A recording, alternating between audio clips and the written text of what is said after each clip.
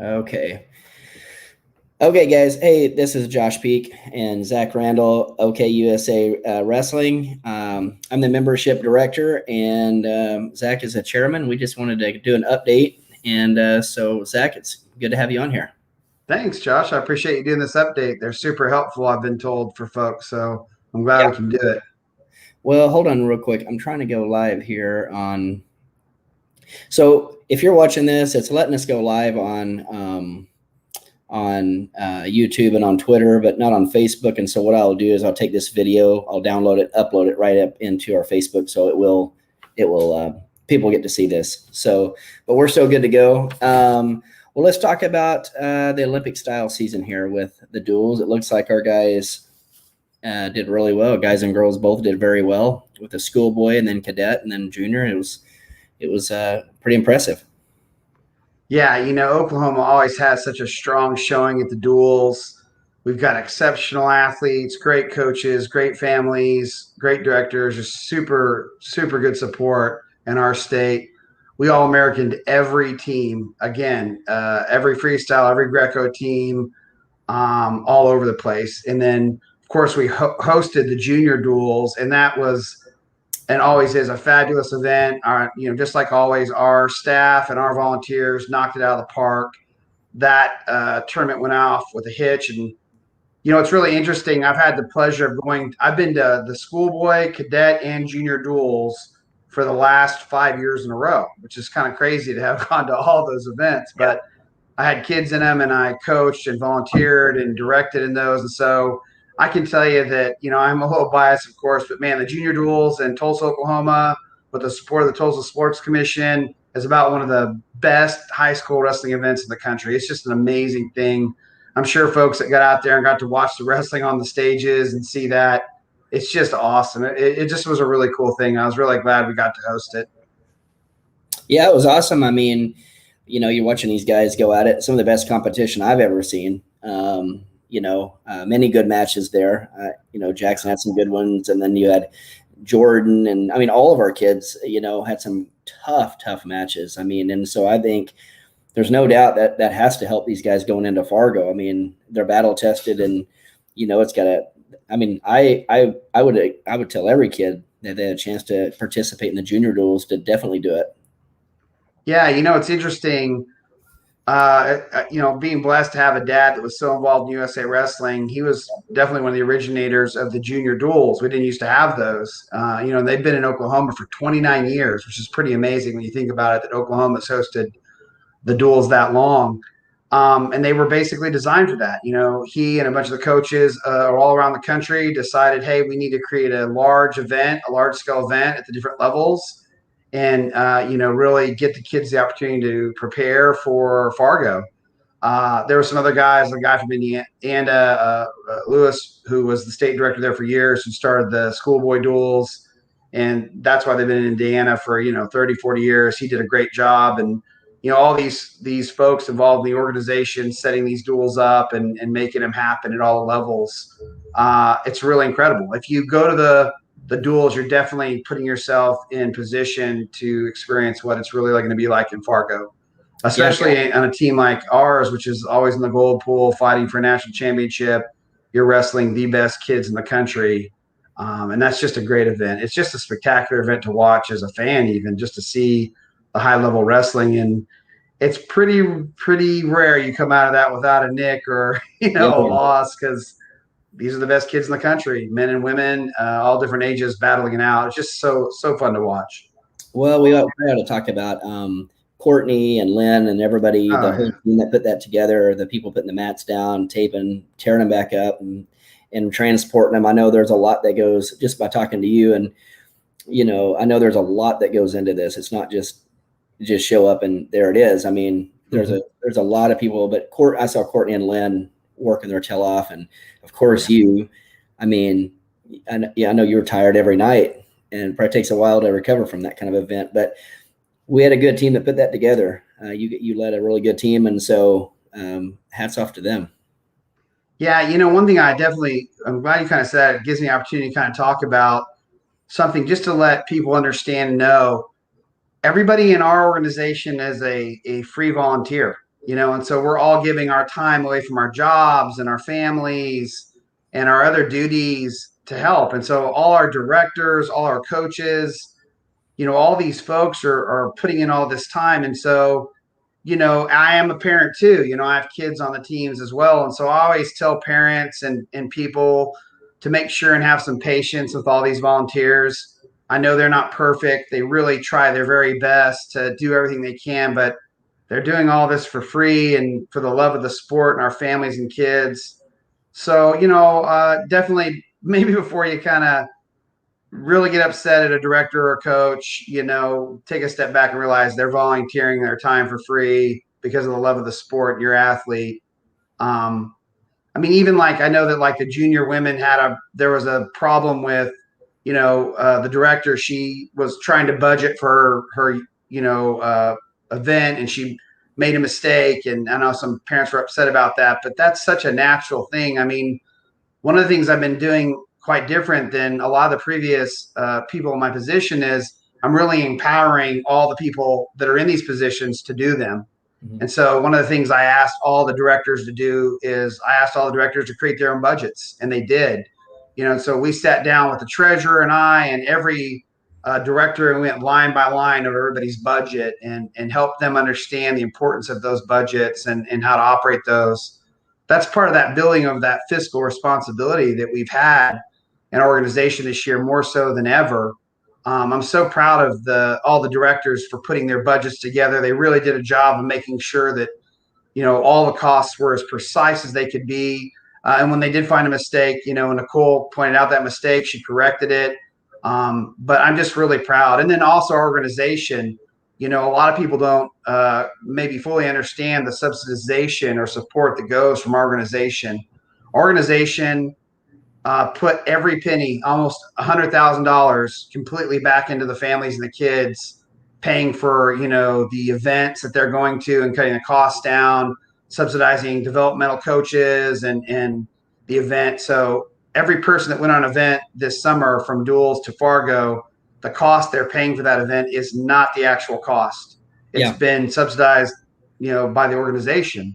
And, that's what I always believed is USA Wrestling, any revenue that's generated by our organization is directly given back to the kids and directly supported.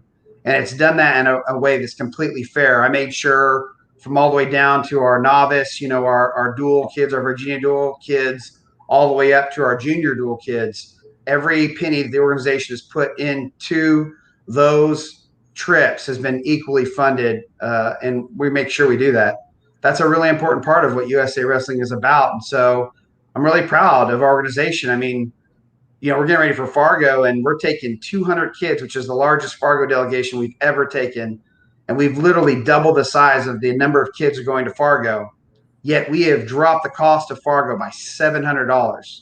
Wow. So a trip that cost $1,200 for a family, and we were only taking 100 kids and only enough coaches and support to support 100 kids developmentally.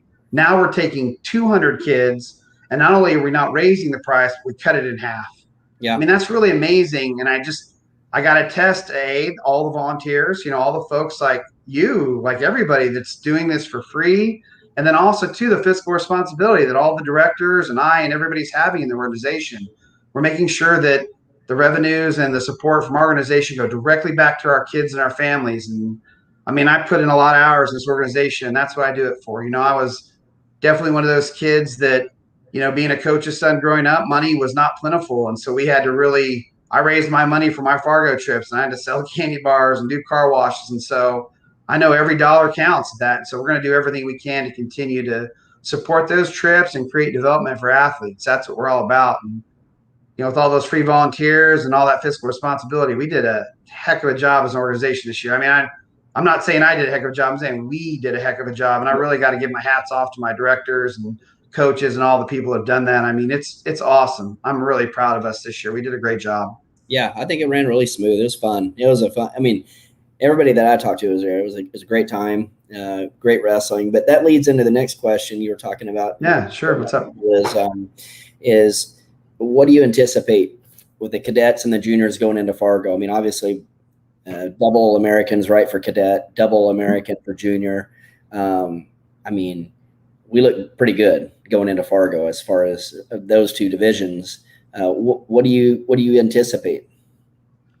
Yeah, it's interesting. I mean, I think philosophically, I look at Fargo differently than I look at the duels. For me, and something I've really been trying to help promote in our organization is the duels are about Team Oklahoma. It's about Oklahoma as a state and us working together. And I love to see the kids rooting, maybe athletes on their team that they may wrestle against during the year, but they're all on one team, Team Oklahoma, and coaches that coach against some of the athletes during the collegiate year and now coaching the kids and supporting them. And it's such a fun event. And then Fargo, that's really about you. That's about you getting ready for your individual event. It's a lot like dual state versus individual state, but even more so because Fargo is really an individually designed event for the athlete where they can All-American if they place top 8.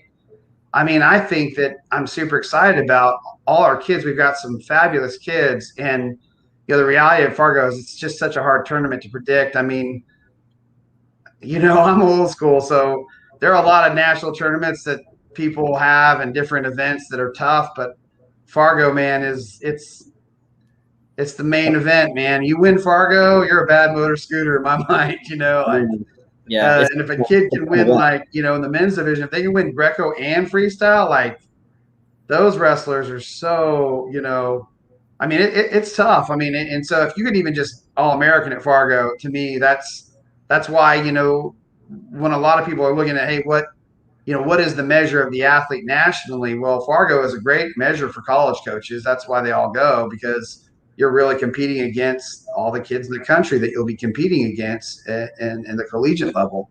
So, and it's super exciting now to see the development of women's wrestling. I'm so excited about how big that event has become, and to see that growth is just really exciting to see. And so I love it. It's 2 weeks of amazing wrestling, and it's a battle. It's great, man.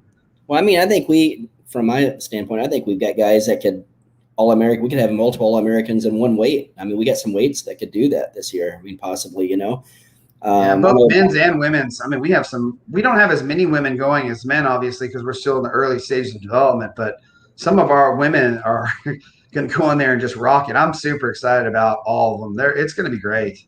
Yeah, I think we're going to have some good. I think our women are going to do really good there too. So the training leading up to Fargo, let's talk about that a little bit. There'll be multiple places, but let's talk about the RTCs a little bit, and then just where they can get the training, that type of thing, but just training leading up to Fargo. Well, when I took this position, of course, there's a whole list of things that I wanted to help accomplish and do. When I sat down with our teams and our directors and our board, and I was like, hey, this is really some of the direction I want to take. Development is really kind of the foundation for what I believe our organization should be about, developing athletes and coaches. And there are certain things we have to put in place to continue that development. And also times are changing and things are different as far as training. I mean, we know a lot more about training now than we did back when we even wrestled, and so continuing to develop that, I think, is important. Currently, how we're set up for Fargo is that athletes train on their own for Fargo. They go to their home clubs or their high school gyms, wherever they feel comfortable with the coaches they feel comfortable with training. That was, more so the stance that the previous, directors, administration, USA Wrestling took. And I think it's important that athletes train at their home gyms with their coaches. But next year, I definitely am going to expand on the development of our coaches and more set training camps for Fargo's and the Duels. I think we need to add that for our athletes to work out together. It's definitely something that's important, especially in a state that has people may not realize outside the our state that our state is actually really small wrestling wise. It's one of the smallest in the country. We don't have as many athletes as a lot of the states do. So us training together, during the summer is pretty important because it helps us, get better. At the same time, I want to make sure that, we develop opportunities that are fair for the athletes and not biased. I've gotten a ton of calls on a lot of these questions and stuff for this. Right now you can work out at any club that you want to prepare for Fargo. We have, again, the amazing thing about Oklahoma is we've got great coaches. I mean, you go down to Lawton, Oklahoma, and there's, there are some of the best coaches that we've had in the history of wrestling down a lot in Oklahoma. You can go all the way up to Miami, Oklahoma, and there's great coaches up there in Miami. I mean, you can go anywhere in the state of Oklahoma, and they got great coaches. I mean, you go over down there, kind of north east, go over there to Jay, Oklahoma, get some incredible coaching. It doesn't matter if you like freestyle, Greco, women's wrestling. I mean, all over the state, we've got these incredible coaches. And so we really have to keep developing that. But, coming together and developing is also something we need to kind of work on as an organization and improve on. And we will next year. I mean, it's funny when I was talking to folks about stuff and about my plans, they're like, you can't do all that 1 year, Zach. And I was kind of like, no, I can. And now I'm like, yeah, you're right. My wife is about ready to she's like, I know you love wrestling and you love USA Oklahoma, but you need to come home and cut the grass, And so I'm trying to get those things done, but we'll get there. I mean, RTCs and regional training sites, people need to know that's a very specific thing for USA Wrestling. A regional training center has very specific requirements that have to be met for them to call themselves a regional training center, right? And I think that's really important because USA Wrestling is very committed to saying, hey, these are the standards for those. Currently in Oklahoma, we have two. One is run by Hazel Winkle, Coach Hazel Winkle at OU, University of Oklahoma, and it's a fabulous one. And a lot of the athletes work out there. And the other one is run by Coach Fix at Oklahoma State University, and again, just incredible. And so right now, OU and OSU really are the only RT regional training centers, right, that we have that are recognized by USA Wrestling. But we're lucky because we have lots of great coaches all over, But the USA Wrestling doesn't make a distinction if a club wants to call themselves an RTC. So, a club is allowed to use the name RTC in their name of their club if they want. They're not allowed to call themselves a regional training center, right? Yeah. And so, I'm not sure how all that works out for the different clubs. That's kind of not really my area, of concern. As long as all the clubs are following the rules and doing what they're supposed to do and taking care of the athletes, that's all I care about. But if you are wondering about the difference, and that is the difference between a regional training center is actually one that's been recognized by USA Wrestling and USA Oklahoma. And there can be a number of clubs called RTCs, and those are no different than your local clubs. They just use the RTC part of it as, I guess, maybe use it as their branding or marketing. Yeah. I'm not, I don't have a club like that, so I don't know exactly why they would do that. Yeah. Well, and then the last question is, we've had tremendous growth, obviously, in USA. You've done really well that you and the board keeping it fiscally sound. And I mean, it's amazing what you guys have done. With that comes challenges, obviously, too, in a club. So what are some of the challenges that we face as an organization that you see? Yeah, I mean, putting fair process in place is the biggest challenge. If anybody knows me, they know that I'm fair to a fault. You know what I mean? I'm one of those, I'll call it how I see it, and if it's the rule, then we'll follow it, and I'll follow that rule to the T. That's just how I roll. I'm very ethical and moral about kind of how I process information as a leader in an organization. And I am really blessed to have a lot of great directors that are very moral, ethical followers of rules and stuff like that too. And so I think our membership and everybody being patient with the fact that we're growing and that we're changing processes to improve them and make them more fair and supportive of everybody. I think, membership and everybody realizing that all the choices that I or the board of the directors making are in the best interest to support all the wrestlers and all the families and all the athletes fairly. If we make a decision about doing something, it's, if it doesn't benefit you, it must be because somehow that it wasn't designed to not, benefit you. It was designed just to be the fairest way to handle a situation. And we really analyze and assess fairness in our organization and doing the right thing. It's such an important thing. And I think that's the challenge of any organization. I mean, again, essentially, we doubled the size of our cadet team. We doubled the size of our junior team. We nearly doubled the size of all our women's teams. We doubled the size of our Fargo participation. We have in a COVID year had every freestyle weekend open, and I know that some folks were upset about some of the tournaments, but I really applaud those tournaments that were trying to be innovative, and try to create fun atmospheres. We tried to have an outdoor event and it got rained out, which stinks. But man, I really applaud those coaches from those schools trying to make something fun for the kids to do and different. I think we have to be, patient because innovation is difficult. And so those are the challenges. The challenges are continuing to make fair decisions about how to process everything that are in the best interest of the athletes and the families developmentally, and also continue to push the envelope of being innovative and the pains of coming off with trying to come up with a good idea for something and maybe it just didn't turn out. Yeah. And I think if everybody just understands the spirit of what wrestling is continuing to prove once you have had a loss, and that I and the board and all the directors are all about just, we're volunteering because we care. We love the sport, love these athletes. I think if you understand that in your heart, that we're just trying to make things better for everybody, we'll handle these growing pains. And I think that's kind of the key to it, Well, again, I appreciate you coming on. Is there any things that you want to say ending this at the very end of this, or just that I really appreciate all the volunteers. I mean, I think I may have said that like overkill, but I mean, you just can't do this without the number of people, including yourself, that volunteer their time and help. I mean, if you see a coach or you see a director, tell them thanks. They're having to explain to their wives and their husbands and their spouses and their families and their kids why they're gone for 2 weeks in Fargo, North Dakota, or they're going to Indiana, or, why they got to go to practice still every night in the middle of the summer, put their family vacations on hold and around different times. I mean, these folks are sacrificing so much. So any appreciation you can give to them and support, that's what I would ask and encourage folks to do. I'm not asking for myself, but definitely for the other folks that are doing all this stuff. Let's give them some support and love, because all they're trying to do is support and love the athletes and families of Oklahoma, and they're doing a fabulous job. I mean, the proof is in the pudding, right?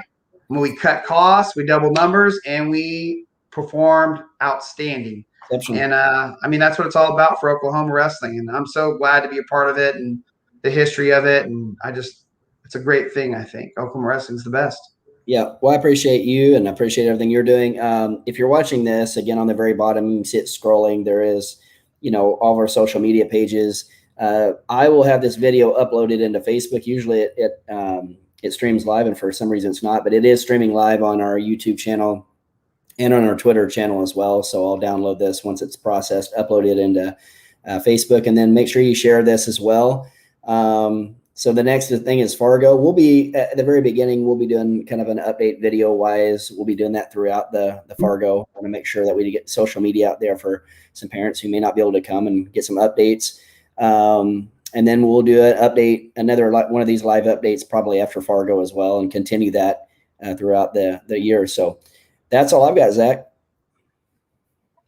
All right. Well, thank you. Good luck to everybody at Fargo. I'm excited about it. And the rest of you, enjoy your summer. Have some fun. We'll see you soon. All right. Thank you.